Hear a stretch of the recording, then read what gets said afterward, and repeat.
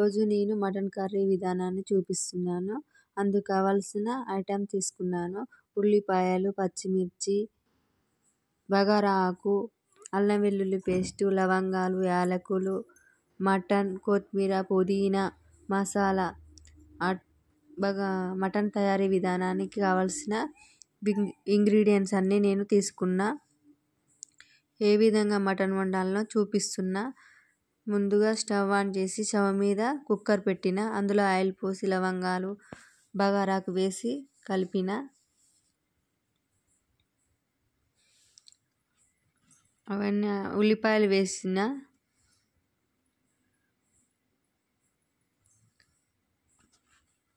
పచ్చిమిర్చి వేస్తున్నా.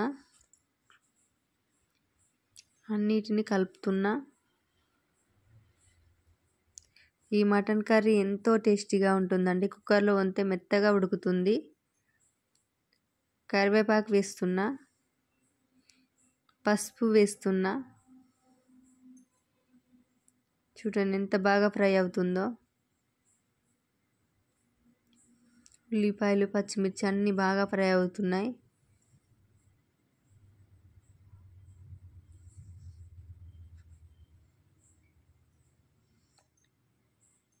మొత్తం ఫ్రై అయింది. మటన్ వేసుకున్న.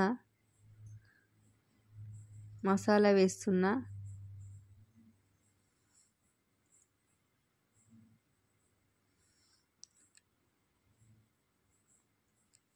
మసాలాకు మటన్కు పట్టేలా కలుపుతున్నా. నేను 3/4 kg మటన్ తీసుకున్నా. కుక్కర్లో వేసి అన్నీ కలుపుతున్నా.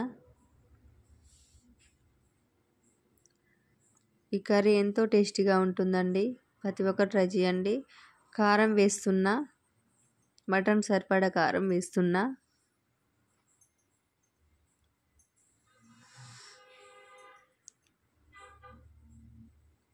కారం వేస్తున్నా. మటన్ సరిపడా అన్నీ కలుపుతున్నా.